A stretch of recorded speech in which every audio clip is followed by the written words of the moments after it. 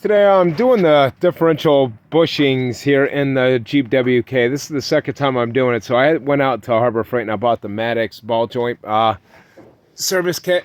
It's a 10-piece kit and it works just fine.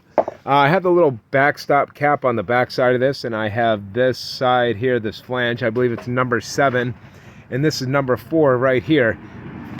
And then I got my Makita electric impact.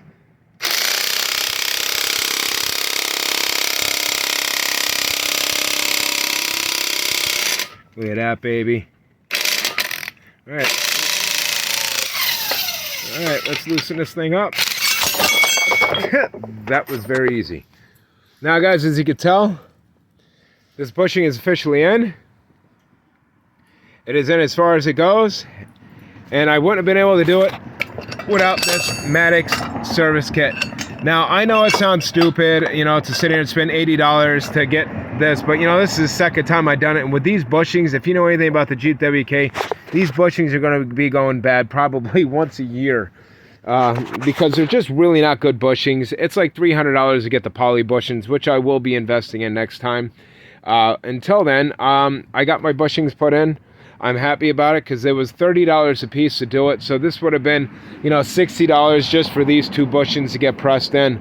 And for me to spend $60 on something like that, it just really doesn't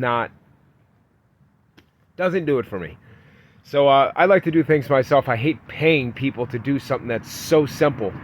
And because it's as simple as it is, I figured, hey, why the hell not share it with you guys and what you could do. Now, if you do not have a Ryobi impact gun, battery operated like that, that is not going to do it on this. Just so you know, this is an electric Makita, which is a lot stronger than that one, and this one barely had the pressure to put this one in, but it went in fine on this side. So I'm really happy that I got this, guys. These are aluminum, so you can't be prying on these or beating on them or gouging the hell out of them, or putting the next one on really isn't very easy.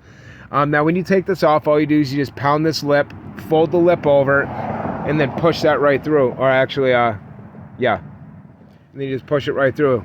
It doesn't really like to come out this way, but with this tool, these things come out just as easy as they go in. I was really happy about it. So for that process, you have to use this other bigger one, which fits over the whole entire thing, which, as you can tell, doesn't fit on here. So you have to do it the conventional way. Use a hammer, screwdriver, bend that down, pound it out. Same thing with this. Bend that air down, fold it in under here so you can get a socket to fit inside here. See how it fits just inside the metal ring? Well, that's how you can tell. Oh, my wife's home. There she is. So that's that.